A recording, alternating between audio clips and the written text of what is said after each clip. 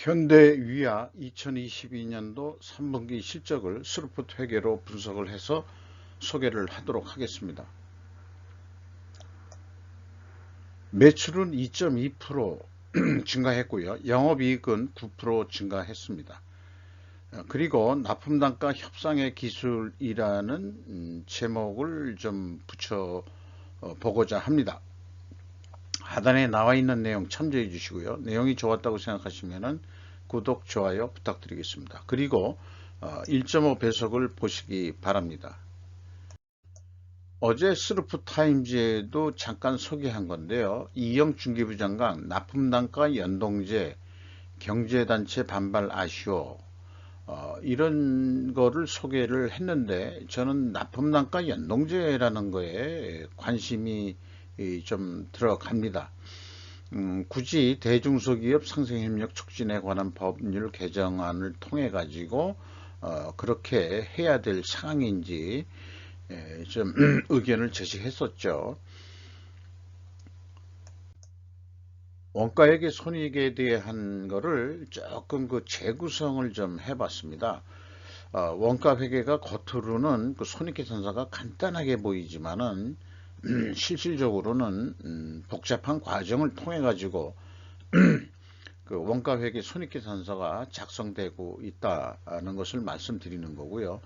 이것도 이제 최대한 그 손익계산서에 매출원가가 어떻게 산출되는지 그 내역을 좀 손익계산서에 미리 좀 보여드리고자 합니다. 매출은 그 4조 8천억 원대를 달성해서 2.2% 증가했고 매출 원가는 1.3% 적게 증가했어요. 그러니까 아마 이익이 더 나게도 있는데 그럼 이 매출 원가가 어떻게 나오는 거냐 그러면은 요 밑에 나와 있는 산식대로 기초재고에서 총 제조비용을 더합니다. 그리고 그 기말재고를 빼면은 이 4조 5,300억이 나오게 되어 있습니다. 그러면은 이 총 제조비용은 어떻게 나오느냐? 그것은 현재 그 기업 공개를 공시를 하면서 그 총 제조 비용을 총 제조 원가라고 얘기해도 되고요. 비공개하고 있습니다. 이것은 이제 제가 그 비용의 성격적 분류 내용을 데이터를 토대로 해서 제가 총제조 비용을 산출하는 노하우를 축적을 한 거죠. 그래서 이 총제조 비용 4조 5,312억 원을 뽑아내는 게 이제 제 나름대로 또 노하우일 수 있겠습니다. 여기에 이제 생산 재료비가 있고요. 그 다음에 이제 그 총 제조 비용에는 크게 세 가지로 구분을 하는데 인건비하고 가공비가 있습니다. 근데 이제 그 비용의 성격적 분류 내용에는 그 말하자면은 그 이 가공비 내에 인건비가 들어가 있다 이렇게 이제 보시면 되죠. 그리고 이제 별도로 인건비는 판매 관리비에도 또 들어가 있으니까 요게 이제 그 인건비로 여기에 표시하기는 좀 어렵습니다. 이 가공비 안에 인건비도 좀 들어가 있다 이렇게 이제 보시면 되겠어요. 그래서 이렇게 해서 매출이익이 그 매출 총이익이 17.2% 증가한 거로 나오고요. 판매 관리비가 22.2%나 크게 증가했습니다. 그래서 그 영업이익은 원가 회계이익은 10.5% 증가한 거로, 그러나 원가 생산성은 크게 나아진 게 없습니다. 스루풋 회계를 말씀드리면은 스루풋 회계는 쉬운 거죠. 매출에 비례하는 매출 재료비만 산출하면 됩니다. 이게 그 3조 9천억 원대로서 0.8%밖에 증가를 안 했어요. 매출 증가는 이렇게 되니까 당연히 그러면은 이 스루풋이 증가하겠죠.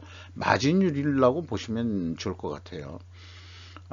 그런데 이제 그 스루풋 환산 재고 스루풋 환산 재고가 6.5% 증가한 것은 요거는 약간 바람직하지 않다 이렇게 볼 수 있겠습니다. 그래서 그 스루풋율은 1.1% 상승했고요.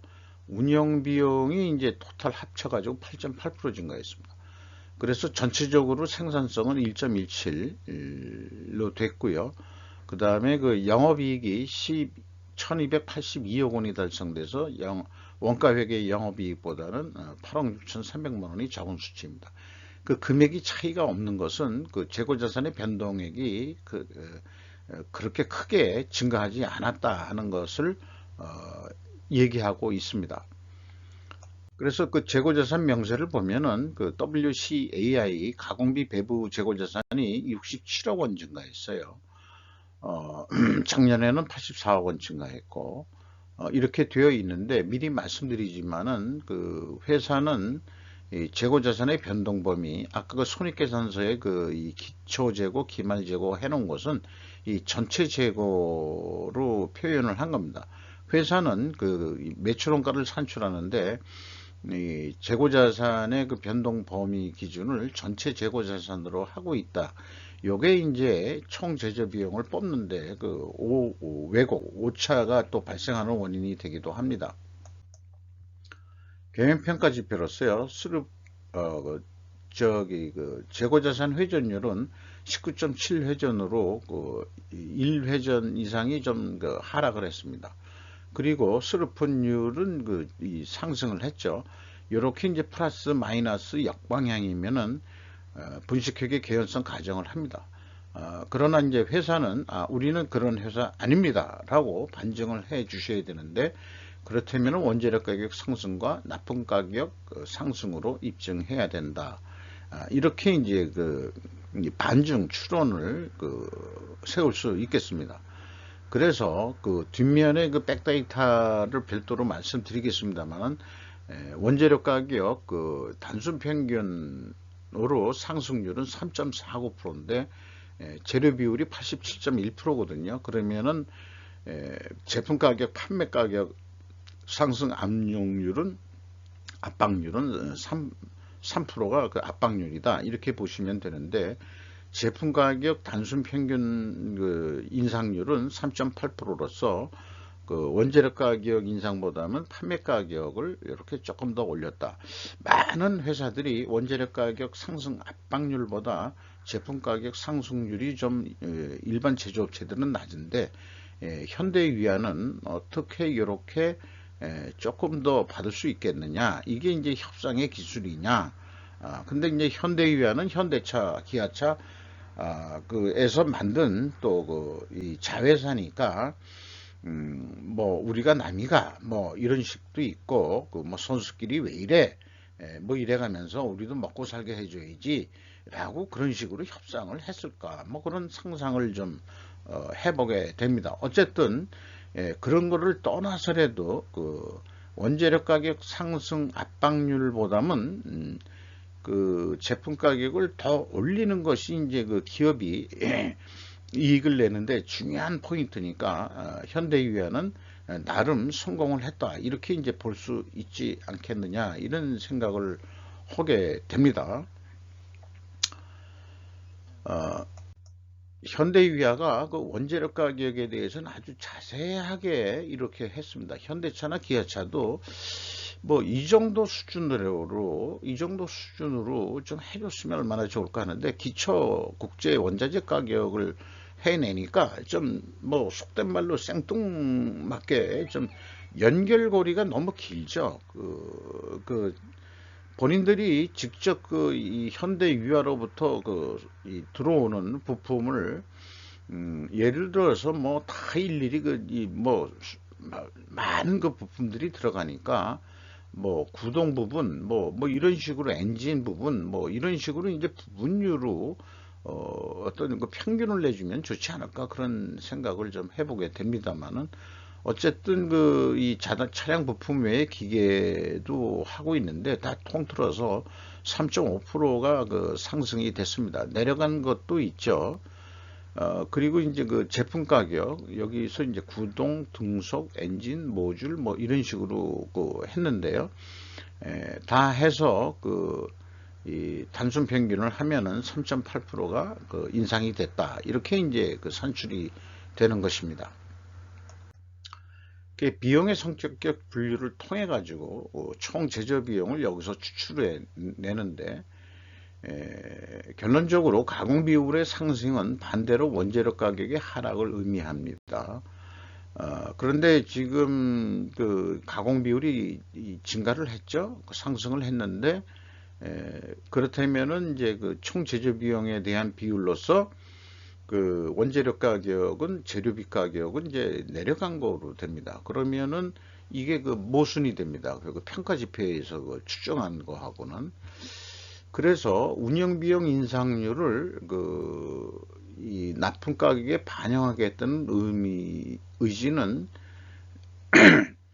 그 구매자가 수용하기 어려울 것이다. 뭐 이거는 조금 요거하고 약간 다른 얘기입니다만은, 다시 한번 말씀드리면은 이 원재료 가격만 제가 얘기를 했잖아요. 그런데 이제 그 운영 비용 인상률이 8.8%가 됐습니다. 이것까지 뭘 넣어서 좀 해달라고 그러면은 그게 이제 부품마다 이걸 다 어떻게 쪼개기도 어렵고 뭐 그런 거니까 나름대로 어느 정도 인정을 하겠지만은, 구매자가 수용하기 어려울 것이다 하는 얘기는, 그래서 일반적으로 기존의 납품 단가에는 뭐 어떻게 운영비도 들어가 있는 거로 간주를 당연히 해야 되는 거고, 거기에서 원재료 가격 인상 비율 정도로만 하면은 운영비용도 그 이미 올려준 거나 마찬가지 아니냐 라고, 그렇게 이제 그 논리적으로 얘기를 할 수 있는 거겠죠. 근데 이제 그 원인 추정이 모순이 되는데, 이거에 대해서는 왜 그럴까에 대해서는 조금 더 분석을 하면서 생각해 보기로 하죠. 재고자산의 변동 범위가 전체 재고자산을 기준으로 하고 있다. 총 제재 비용의 왜곡이 발생한다. 이게 원인 추정 모순의 원인일 수도 있지 않겠냐, 좀 이런 생각을 해봅니다. 뭐 크게 차이는 안 납니다. 그 PQ 총 제조 비용이 아까 손익계산서에 표시한 것은 P로 표현을 했죠. 4조 5,311원이고, 스루프 쪽에서 계산해 낸 것은 4,536억 원이라서 더 많습니다. 56억 원이 이제 회사가 제시한 데이터로서는 이게 적게 나오는데, 이게 또 생산 재료비하고의 또 차이도 되겠어요. 그러면 그게 뭐냐 그러면은, 그게 이제 비가공비 배부 재고자산의 증감액이 되겠습니다. 그러니까 한마디로 회사는 그 전체 재고자산으로 계산을 기준으로 가져가고 있고, 스루풋은 WCA 가공비 배부 재고자산만 기준으로 가져가고 표준으로 하고 있다는 거죠. 그 차이가 되겠습니까? 차이가 되겠습니다만은, 가장 바람직한 것은 저는 뭐 죽었다 깨어나도 1번이다. WC 가공비 배부 재고자산이 그게 원가 계산에 들어가는 거지, 원재료가 거기 왜 들어가느냐, 원재료가 재고자산의 변동에 그런 얘기죠.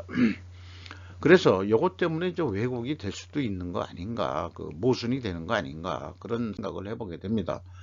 그리고 3단계 올해 3분기까지는 재고자산 평가손실 이 환입액을 얘기해 주면 일치하는데, 이걸 현금식으로 읽으면은 현금이 200만 원뿐이 안 나갔다 이게요. 근데 이 재고가 10억 8천만 원이나 하늘에서 굴러 떨어졌어요.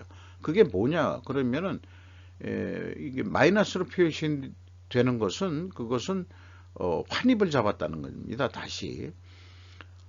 그러니까 작년에 평가 손실 작업한 게 너무 과대했다, 뭐 이런 얘기가 되겠죠. 그런데 작년 거가 좀 이상하죠. 작년에는 199억 원의 현금이 나갔는데 재고는 10억 원이 증가를 안 했어요. 그럼 189억 원의 현금이 또 어디로 날아갔느냐?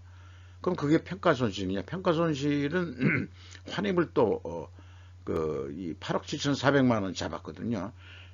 그러면은 종합적으로 197억 원의 이 현금이 어디론가 날아간 거예요. 그러니까 이런 것 때문에 평가가 모순이 되는 거죠. 이 원재료 가격이 올랐다, 이쪽에서는 저쪽에서는 그게 아닌데 원재료 가격이 인하가 됐는데, 이런 모순이 나오는 거죠. 이런 모순이 있다 그러면은 결국 2021년도 3분기에 이런 오차가 재고가 있으니까 그게 2월 돼서 넘어오면서 영향을 미친다, 이렇게 볼 수 있는 거죠. 어, 그리고 그 인건비를 보면은 2,400억이 집행이 됐는데 12.1%가 금액으로 증가했고요. 직원 수 뭐 13명 증가했는데 평균 임금이 8,210만 원입니다. 11.1%나 그 인상이 됐어요. 그러면은 평균 임금이 그 1억 원대가 넘거든요. 근데 현대차보다 이게 높은 연봉이에요. 과연 그 현대차 구매 실무진이 이런 데이터를 안 대면은 곱게 가격을 인상해 줄 수 있겠느냐. 그러니까 이제 현대차 입장에서는 현대위아 이런 데든가 현대모비스 이런 데는 또 현대위아는 현대모비스에 또 납품을 하고 있는지 모르죠. 다단계에서 마진을 조금씩 확보해 가면서 그 이 수직 공급사들을 수직 계열화 하는 그런 거. 물론 이제 거기만이 아니고 이제 여러 그 납품업체가 많이 있겠습니다만은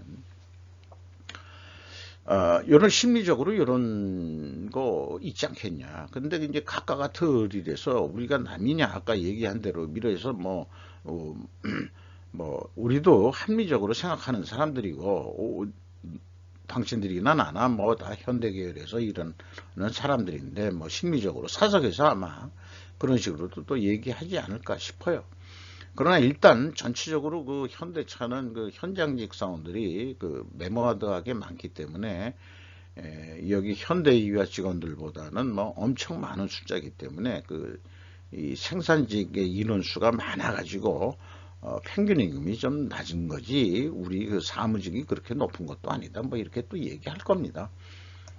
자, 어쨌든 그 원가 회계 패러다임으로 저도 그 원가 회계에서 쭉 그 직장 생활을 했기 때문에 스루프 패러다임으로 계속 생각을 하려고 그러지만은 가끔 가다가 이제 원가 회계 패러다임에 이제 묻혀버리는 경우가 있어요. 그렇게 이제 벗어나려고 노력을 하고 있음에도 불구하고 그런 거를 좀 말씀드리면서 현대위아를 통해 가지고 조금 그 스루프 쪽에 수정된 의견을 죄송합니다. 날씨가 추워지긴 추워졌네요. 옷을 따뜻하게 입었는데 어쨌든 그 3분기 실적을 감안해 가지고 2022년도 연말 매출액을 예상을 해보면은 한 6조 653억 원 정도 하지 않겠냐. 그러면 요 경우에 영업이익이 1613억 원 남는다. 그런데 이제 이걸 납품이라고 비유를 해서 현대차하고 협상을 해가지고 어떤 그 단품 계약이 600만 원으로 하자. 그러면 남는 게 저기 그 10만 원 돈 남는 거로 이렇게 됩니다. 여기서 그냥 끝내자. 뭐 이런 식으로 이제 될 수가 있는 건데 요 경우에 이제 재고가 3% 증가한다고 봤어요. 그러면은 재고를 줄일 경우는 어떻게 되느냐 이런 이제 질문이 있어가지고 추가로 만든 건데 이게 거꾸로 그 3분기보다 이 3%를 그 재고를 줄인다 이렇게 보면은 여기 이 재고는 이제 그 WCAA를 스루프 쪽에서 기준을 하고 하는데 이 원가 여기는 이제 이 총 원가 회계 쪽은 전체 재고 자산이지만 요건 그래도 제가 예측을 할 때는 고집스럽게 이제 WCAI로 하고 있습니다. 그래서 이제 3%를 줄인다고 한다면은 이 매출 원가가 그렇게 좀 뭐라 그럴까요? 여기 약간 올라가는 거로 돼 있죠. 판매 관리비도 그는 그대로고 이렇게 되겠습니다. 그래서 영업이익이 줄게 돼 있어요. 그러니까 원가 회계에는 재고가 감소하면은 영업이익이 준다. 이것이 이제 원가 회계의 맹점이라는 걸 다시 한번 말씀드리고요. 그래서 이 매출원가 이 산식이라는 게 진리는 아니다. 그런 거를 다시 한번 이 표로서 좀 말씀드리고, 그래서 스루프 쪽으로 가자. 재고하고 관계없이 매출에 비례하는 매출 재료비만 빼자. 이게 단순하고 미래 세대의 그 손익계산서가 되기를 저는 강력히 희망합니다. 그래서 꼭 그 회계 전문가가 아니더라도 누구나 쉽게 어느 쪽에서라도 손익 내용을 뽑을 수 있을 거라고 생각을 합니다. 죄송합니다. 그래서 스루프 쪽으로 이 계산을 하게 되면은 똑같이 600만 원의 계약을 하면은 이 스루풋은 약간 금액이 영업이익이 작게 나오게 되어 있습니다. 이거를 조금 더 이익을 내보자고 한다면 결국 재고 회전율을 올리는 거거든요. 매출을 더해서 재고를 줄이면서 매출을 더해서 재고를 줄이자는 겁니다. 이 전략은. 그래서 1.6%만 증분을 시켜보자. 그러면은 619만 5천원, 100만원 단위로 다시 환원하면은 6조 1,954원 정도를 하고 이익은 1,309억 원을 이익을 낼 수 있다. 이렇게 좀 말씀드릴 수 있고요. 그러면은 재고만 줄일 경우는 어떻게 하느냐? 요게 이제 제가 좀 헷갈렸던 거고, 바벨 전략으로서 볼 때. 근데 이제 그러면은 매출 재료비가 또 좀 변화하는 게 아닐까 그런 생각을 해봤는데, 곰곰이 생각해 보니까, 내가 또 원가 회계 망령에 좀 빠졌었구나. 그렇지. 매출 재료비는 이미 확정된 거라면은 매출 재료비는 변한 게 없는 거고, 재고를 줄였다 하더라도 이 가공비나 판매 관리비가 줄 리도 없지. 왜냐? 이게 보통 이미 생산이 완료된 가공비 아니에요. 쓴 돈은 다 쓴 돈이고, 그 다음에 또 판매 관리비도 마찬가지고. 그러니까 결론은 이 계약했을 때 예상 영업이익하고 달라질 건 아무것도 없다. 재고만 줄인다고 한다는 스루프 쪽 입장에서는 결론은 뭐냐? 여기서 얘기하는 이 바벨 전략으로서의 재고 회전율 상승은 결국은 판매를 더 함으로 인해 가지고 이익을 더 내고 재고를 줄인다는 거죠. 그리고 이제 생산을 감소시키더라도 이 영업이익은 뭐 크게 변동은 없고 계약된 예측치만큼 나올 거다 그런 얘기예요. 그래서 갭이 한 347억 원 사이에서 어떤 탄착권이 형성이 될 것이다. 이렇게 요거를 이제 글로 정리를 해 놓은 겁니다. 주가가 좀 내려갔죠. 19,400원. 그리고 장부 가격 대비 49%뿐이 평가를 못 받고 있습니다. 참 디스카운트를 많이 당하고 있네요. 주식시장에서. 현대차 지분 가지고 있고 기아차 가지고 있고 국민연금 들어와 있고 외국인이 한 10% 정도 지분을 소유하고 있습니다. 이상 현대유와 2022년도 3분기 누적 실적을 스루포트 회계로 분석을 하고 연말까지 매출액을 예측해 봤습니다. 마치도록 하겠습니다.